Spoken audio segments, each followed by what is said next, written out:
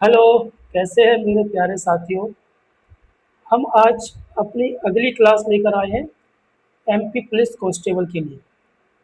तो MP police constable की जगह आपको पता है कि एक आध दिन में उसके फॉर्म भरना स्टार्ट हो जाएंगे। तो फॉर्म भरने के बाद पढ़ाई करने से अच्छा है कि हम उसको पहले से तैयार करके रखें। ओके, तो इसी के लिए मैंने जो हमारा पूरा सिलेबस है उसके अनुसार सारी की सारी क्लासेस यहाँ पर लेने का विचार बनाया है। यानी यहाँ पर मैं जो क्लास लूँगा वो सिर्फ जो हमारा एमपी पुलिस कांस्टेबल 2026 का सिलेबस है उसके अनुसार ही यहाँ पर क्लास लूँगा। उसके अन्यथा कुछ नहीं लूँगा, क्योंकि हमारा जो यहाँ पर काम है वो पूरा का पूरा काम है पुलिस कांस्टेबल में आपको भर्ती कराना। ठीक है, तो आपको यहाँ वहाँ भटकने की ज़रूरत नहीं है, आपको फालतू चीज़ें पढ़ने की ज़रूरत नहीं है, क्योंकि फालतू पढ़ने से हमारा कोई मतलब नहीं है। हमें सिर्फ पढ़ना है अपने काम की चीज़ें और सिलेक्शन लेना है। ठीक है, तो पिछले दो वीडियो में हम समझ चुके हैं मध्य प्रदेश के इतिहास को, यानी बिल्कुल पहले ये क्लास से, यानी जो भी हमारा सिलेबस है उसमें सबसे पहले हमारा इतिहास दिया। तो उसी सिलेबस को ध्यान में रखते हुए हमने ये क्लास स्टार्ट की है। तो हमने दो क्लास आपकी ले ली है। उस दो क्लास में हमने मध्य प्रदेश का जो प्राचीन इतिहास है वो पढ़ा था, और आज हम पढ़ने वाले मध्य प्रदेश का मध्यकालीन या आधुनिक भारत का इतिहास। ठीक है ना, भारत का नहीं, मध्य प्रदेश का इतिहास। ठीक है ना। तो यहाँ पर हम जो देखेंगे वो 30 प्रश्न देखेंगे। ओके, इस 30 प्रश्न को देखने का मतलब ये है कि जो हमारा इतिहास है आधुनिक भारत का इतिहास इन 30 प्रश्नों में खत्म नहीं होगा। और यहाँ पर आप जैसे कि एक प्रश्न करते हैं तो एक प्रश्न में आपके 5 प्रश्न आपके तैयार हो जाएंगे। वो कैसे होंगे मैं आपको बताता हूँ, बस आपको मेरी क्लास जब तक सिलेक्शन ना हो तब तक लेते रहना है और आपको कहीं भी नहीं जाना है। ठीक है ना। इसमें हम देखेंगे 1857 की क्रांति से संबंधित क्वेश्चन, झंडा सत्याग्रह से संबंधित क्वेश्चन, जंगल सत्याग्रह से संबंधित क्वेश्चन, नमक सत्याग्रह से, चरण पादुका नरसंहार से। तो आपके जो एग्जाम में क्वेश्चन पूछे जाते हैं मॉडर्न हिस्ट्री से, तो इसी क्वेश्चन इसी टॉपिक से पूछे जाते हैं। ये तो शुरुआत है हमारी, जैसे कि 1800 जो मॉडर्न इतिहास है हमारा ये शुरुआत है। इसके आगे हम देखेंगे जो जो हमारा देश आज़ाद हुआ था, सविनय अवज्ञा आंदोलन, भारत छोड़ो आंदोलन, उसमें मध्य प्रदेश का कितना क्या योगदान था, वो सारी सारी चीज़ें हम यहाँ पे देखेंगे। ठीक है, चलिए पहला प्रश्न हमारा क्या है कि मध्य प्रदेश में बार 1857 की क्रांति का प्रारंभ सर्वप्रथम किस स्थान एवं तिथि से हुआ था। तो आपको ये क्वेश्चन बहुत इंपॉर्टेंट है, आपको रट लेना है, जीवन में कभी नहीं भूलना है जब तक आप तैयारी करोगे तब तक। तो इसका सही आंसर है बी, यानी नीमच छावनी से। मध्य प्रदेश की मैं बात कर रहा हूँ, मध्य प्रदेश में 1857 का जो प्रारंभ हुआ था वो कहाँ से हुआ था, नीमच छावनी से। ठीक है, और कब हुआ था मध्य प्रदेश में, 3 जून 1857 को। चलिए, अब मैंने आपको बोला था कि एक प्रश्न से आपके 5 प्रश्न तैयार होंगे, वो कैसे होंगे। मध्य प्रदेश में 1857 के विद्रोह की शुरुआत नीमच छावनी से हुई। ठीक है, इसमें किन किन सैनिकों के द्वारा भाग लिया गया था, तो पैदल भी थे और घुड़सवार सैनिक भी थे। ठीक है, ये स्वतंत्रता संग्राम पहला बड़ा विस्फोट था, यानी स्वतंत्रता के लिए हमारे देश को आज़ाद कराने के लिए सबसे बड़ा जो स्वतंत्रता संग्राम था पहला, वो था 1857 का स्वतंत्रता संग्राम। ठीक है, इसमें से हमारे 5 क्वेश्चन नहीं तैयार हो पाए, लेकिन आगे आपके ऐसे ही कराऊंगा। ठीक है, आपने अगर पिछली क्लास देखी तो आपने देखे होंगे कि एक क्वेश्चन से कैसे कुछ 4 से 5 क्वेश्चन हमारे तैयार होते हैं। अगला है, नीमच छावनी में हुए 1857 का विद्रोह किस ब्रिटिश अधिकारी ने दबाया था। तो कर्नल सीवी सोवर्स ने। कर्नल सीवी सोवर्स ने उदयपुर के राजपूत सैनिकों की सहायता से। अब देखो, एक क्वेश्चन तो हमारा ये हो गया था आंसर। दूसरा था कि कहाँ के राजपूतों की सैनिकों की सहायता से, तो उदयपुर की। नीमच किले एवं निम्मा हेड़ा पर अधिकार कर नीमच विद्रोह को समाप्त कर दिया। तो यहाँ पर आपको ये भी याद रखना है कि नीमच किले पर और निम्मा हेड़ा के किले पर अधिकार कर लिया और इसको समाप्त कर दिया। 1857 के विद्रोह में सागर से अश्वारोही सैन्य टुकड़ी का नेतृत्व किसने किया। यानी 1857 की जो क्रांति हुई थी उसमें से सागर की जो सैन्य टुकड़ी थी घुड़सवारी वाली, यानी अश्वारोही वाली, उसका नेतृत्व किसने किया था, वो शेख रमजान ने। सागर में 1857 के संग्राम के दौरान शेख रमजान के नेतृत्व में अश्वारोही सैन्य टुकड़ी ने विद्रोह कर ब्रिटिश सत्ता को चुनौती दी। ठीक है, अगला है, गढ़मंडला क्षेत्र में 1857 के स्वतंत्रता संग्राम का नेतृत्व किसने किया। बहुत ही इंपॉर्टेंट क्वेश्चन है ये आपके लिए। तो शंकर शाह तथा उनके पुत्र ने गढ़मंडला में गौड़ राजा शंकर शाह तथा उनके पुत्र रघुनाथ शाह ने विद्रोह का नेतृत्व किया। ठीक है ना। पुत्र के का नाम क्या था? रघुनाथ शाह। ठीक है। अंग्रेजों ने उन्हें तोप से उड़ाकर शहीद कर दिया। यानी ये जो दोनों थे, इन्होंने अंग्रेजों का विरोध किया और उस विरोध के चलते दोनों को, पिता पुत्र को तोप से बांधकर उड़ा दिया गया। ठीक है। 1857 की क्रांति के समय राघवगढ़ क्षेत्र में से विद्रोह का नेतृत्व किसने किया? तो यह है राजा ठाकुर प्रसाद। राघवगढ़ क्षेत्र, ये क्वेश्चन थोड़ा कम इंपॉर्टेंट है तो इसको आप छोड़ भी सकते हैं, सब क्वेश्चन को आपको नहीं पढ़ना है। ठीक है। चलिए, 1857 की क्रांति के दौरान रायपुर क्षेत्र में विद्रोह का नेतृत्व किस जमींदार ने किया? तो जमींदार नारायण सिंह ने। ठीक है। और कुछ नहीं करना आपको इसमें। अगला, 1857 के विद्रोह के समय भोपाल की किस शासिका ने अंग्रेज अधिकारियों को शरण दी थी? तो इसका नाम है सिकंदर जहां बेगम। भोपाल की सिकंदर जहां बेगम ने अंग्रेजों का पक्ष लिया और कर्नल ड्यूरेंड, कर्नल स्कॉटो ट्रेवन और कैप्टन लुडो और कोक जैसे ब्रिटिश अधिकारियों को शरण दी। गद्दार थी। ठीक है। अगला है महू, यानी इंदौर में 1 जुलाई 1857 को विद्रोह का नेतृत्व किसके द्वारा किया गया? तो शहादत खां। महू छावनी में 1 जुलाई 1857 को होलकर सेना के तोप खाने के अधिकारी, वे किससे संबंधित थे? होलकर वंश से। ठीक है। के अधिकारी शहादत खां ने के नेतृत्व में सैनिकों ने ब्रिटिश रेसिडेंसी पर हमला कर विद्रोह का प्रारंभ किया। चलो आगे।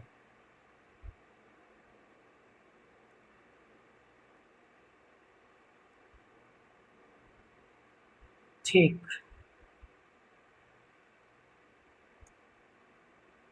महू में शहादत खां के नेतृत्व में हुए विद्रोह का दमन किस अंग्रेज कमांडर ने किया? तो ब्रिगेडियर स्टुअर्ट। महू में हुए क्रांतिकारी विद्रोह को ब्रिटिश ब्रिगेडियर स्टुअर्ट ने अपनी सैन्य टुकड़ी के साथ आकर बेरहमी से उसको दबा दिया। ठीक है। तो ये सारी की सारी चीज़ें आपको याद करना है। मैं आपसे यही उम्मीद करूंगा कि आपको, जब तक आपका सिलेक्शन नहीं होता, मेरे द्वारा जो सीरीज कराई जा रही है आपके लिए बहुत ज़्यादा महत्वपूर्ण है, बहुत ज़्यादा। क्योंकि यहाँ पर मैं जो चीज़ें करा रहा हूँ वो चीज़ें आपके लिए एग्जाम के पॉइंट ऑफ व्यू से इम्पोर्टेंट है और आपका समय बर्बाद नहीं होगा। ठीक है ना। क्यों समय बर्बाद नहीं होगा? क्योंकि यहाँ पर मैंने फालतू चीज़ों को नहीं रखा है। जो हमारे पेपर में पूछी जाएंगे सिर्फ उन्हीं चीज़ों को यहाँ पर रखा है। ठीक है। 17 जून 1857 को ग्वालियर के समीप कोटा की सराय युद्ध करते हुए कौन वीरगति को प्राप्त हुआ? तो रानी लक्ष्मीबाई। ठीक है। झांसी की रानी लक्ष्मीबाई 17 जून 1858 को रॉयल आयरिश के विरुद्ध ग्वालियर के पास कोटा की सराय में अपनी अंगरक्षिका झलकारी बाई के साथ वीरता पूर्वक लड़ते हुए वीरगति को प्राप्त हुई। आपसे क्वेश्चन पूछा जाए कि इनकी अंगरक्षिका यानी सहायिका का नाम क्या? तो झलकारी बाई। आप अगर ग्वालियर में आते हैं तो आपको इनकी समाधि भी मिलेगी। ठीक है। और झलकारी बाई की समाधि भी मिलेगी। इनके नाम पर ग्वालियर में कई कॉलेज है, जैसे कि कॉलेज है, जैसे बीरंग लक्ष्मीबाई कॉलेज है, इसको एमएलवी कॉलेज के नाम से जाना जाता है। स्कूल भी इनके नाम से है। ठीक है, मुरार में। और झलकारी बाई इनकी जो सहायिका थी उनके नाम से भी यहाँ पर कॉलेज बना हुआ है। ठीक है। तो अगर ग्वालियर में आप आते तो इनकी समाधि पे आप अवश्य घूमें। 1857 के संग्राम में महान योद्धा तात्या टोपे का वास्तविक नाम क्या था? तो रामचंद्र पांडुरंग था। ठीक है। और इन्होंने अपनी छापा मार युद्ध रीति यानी गोरिल्ला रणनीति का प्रयोग किया और अंग्रेजों को इससे भारी क्षति भी पहुंचाई।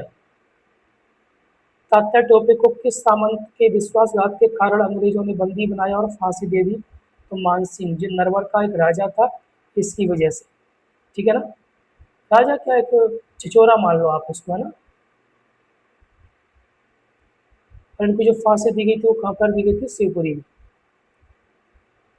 ऐसे कई सुगर हमारे यहाँ पे पैदा हुए जिन्होंने हमारे ही लोगों के साथ विश्वासघात किया है, सिर्फ चंद रोटियों की वजह से, टुकड़ों की वजह से। तात्या टोपे की अद्भुत युद्ध रणनीति के कारण उन्हें क्या कहा जाता था? महाराष्ट्र का बाघ कहा जाता था इनको। ठीक है, ओके, चलिए आगे। 1857 की क्रांति के दौरान मंडलेश्वर यानी खरगोन क्षेत्र में विद्रोह का नेतृत्व किसने किया? तो भीमा नायक ने किया। मंडलेश्वर यानी जो खरगोन है क्षेत्र में महान आदिवासी जन नायक भीमा नायक ने विद्रोह का नेतृत्व किया, और खरगोन क्षेत्र से टांटिया भील का भी संबंध रहा है। ठीक है,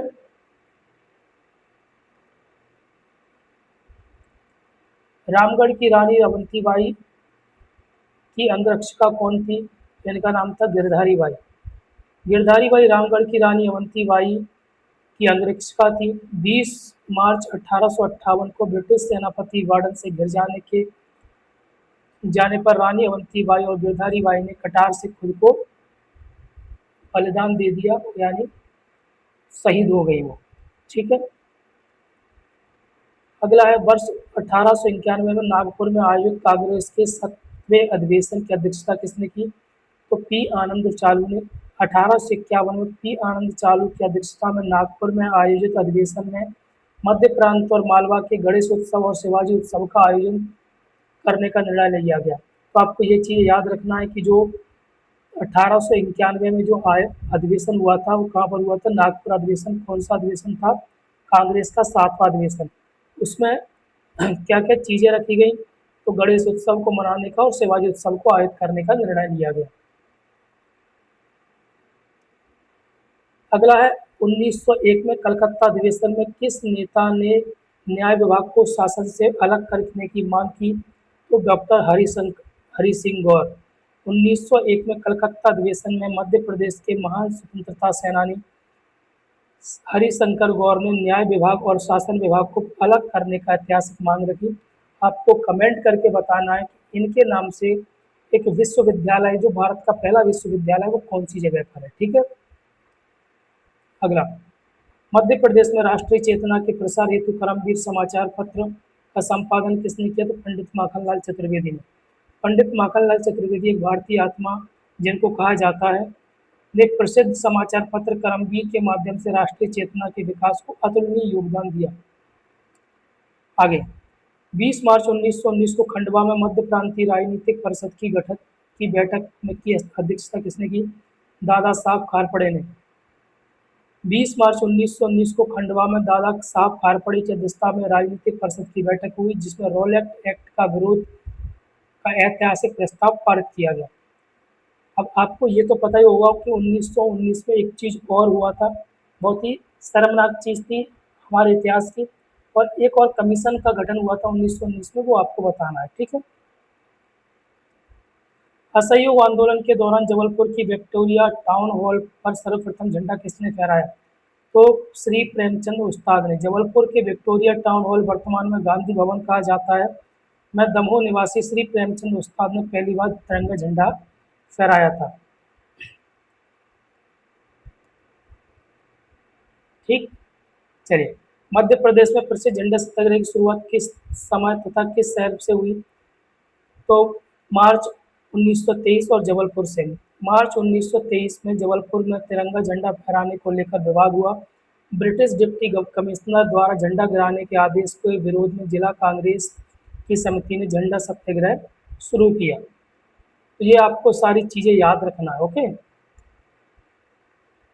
जबलपुर में झंडा सत्याग्रह का नेतृत्व किस नेता ने? 6 माह की कारावास की सजा हुई थी, तो पंडित सुंदरलाल शर्मा। झंडा सत्याग्रह का नेतृत्व सुंदरलाल शर्मा, सुभद्रा कुमारी चौहान एवं नाथूराम मोदी ने किया। पंडित सुंदरलाल शर्मा को 6 माह की जेल हुई, जिसके साथ सत्याग्रह का जो केंद्र था वो क्या बन गया? नागपुर बन गया। 18 अगस्त 1923 को नागपुर में राष्ट्रीय ध्वज विशाल जुलूस का नेतृत्व किस नेता ने किया? तो माखनलाल चतुर्वेदी, वल्लभ भाई पटेल और डॉक्टर राजेंद्र प्रसाद। ठीक है ना, चलिए, वर्ष 1923 में बैतूल के घोड़ा डोंगरी क्षेत्र में जंगल सत्याग्रह का नेतृत्व किसने किया? गंजन सिंह कोरकू। ये सारे के सारे क्वेश्चन आपको 2 से 3 बार पढ़ना है, बहुत इंपॉर्टेंट क्वेश्चन है आप लोगों के लिए। अगर नहीं पढ़ना तो आपकी मर्जी, आपको सिलेक्शन नहीं लेना तो आपकी मर्जी, आपको अगर क्लास नहीं लेना तो आपकी मर्जी। ठीक है, लेकिन मैं आपसे यही बोलूँगा, अगर आप ये क्लास छोड़ रहे हैं तो आप सिलेक्शन नहीं ले पाओगे, ये पक्की बात है। घोड़ा डोंगरी बैतूल में आदिवासियों ने गांधी के नमक सत्याग्रह से प्रेरित होकर सत्याग्रह किया। गंजन सिंह कोरकू के नेतृत्व में आदिवासी कंधे पर कंबल डालकर और हाथ में लाठी लेकर जंगल से बाहर आए। ठीक है।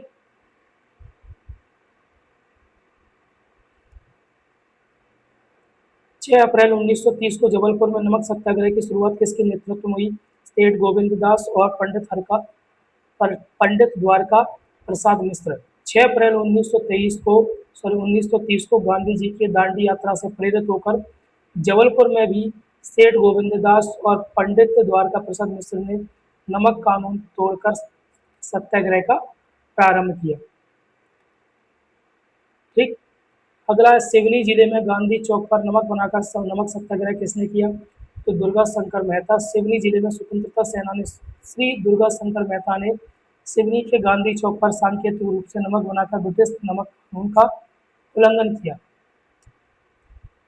अगला, किस दुखद ऐतिहासिक घटना को मध्य प्रदेश का जलियांवाला बाग हत्याकांड कहा जाता है? तो इसका सही आंसर ये है, चरण पादुका नरसंहार। ये क्वेश्चन बहुत बार पूछा गया है और बहुत बार पूछा जाएगा, क्योंकि ये इंपॉर्टेंट क्वेश्चन है। छतरपुर जिले के चरण पादुका मैदान में निहत्थे नागरिकों पर ब्रिटिश सैन्य बल द्वारा गोलियां चलाने के 21 लोगों की मृत्यु हुई। इस नृशंस कांड को मध्य प्रदेश का जलियांवाला हत्याकांड कहा जाता है। चरण पादुका नरसंहार किस तिथि को किस नदी के तट पर घटित हुआ था? तो 14 जनवरी 1931 को उर्मिल नदी के तट पर हुआ था। 14 जनवरी 1931 को मकर संक्रांति के दिन छतरपुर जिले के उर्मिल नदी तट पर स्थित श्री सिंहपुर चरण पादुका मैदान में शांतिपूर्वक जनसभा पर अंग्रेजों ने अंधाधुंध गोलियां बरसाई, जैसे कि जलियांवाला बाग हत्याकांड में किया था। चरण पादुका नरसंहार मध्य प्रदेश के किस जिले से संबंधित? छतरपुर जिला। यह घटना बुंदेलखंड अंचल के छतरपुर जिले में हुई। इसमें सेठ सुंदरलाल बोहरा, चीरू कुर्मी, हरकई अहिर, धर्मदास, रामलाल सिंह, 21 देश प्रेमी इसमें क्या हो गए? शहीद हो गए। अगला है आखिरी आज का प्रश्न हमारा, 1857 क्रांति में नरसिंहपुर क्षेत्र से स्वतंत्रता संग्राम का नेतृत्व किसने किया? तो ढेलन शाह ने। तो ये सारे हमारे प्रश्न थे, और मैं आशा आप लोगों से यही करता हूँ कि आप लोगों को ये सारी की सारी सीरीज मेरे द्वारा जो कराई जा रहे हैं, सारे के सारे क्लासेस आपको लेना है। अगर आप सिलेक्शन लेना चाहते हैं तो, अगर आप सिलेक्शन नहीं लेना चाहते तो आपका मन है, मुझे कोई प्रॉब्लम नहीं है। ठीक है ना।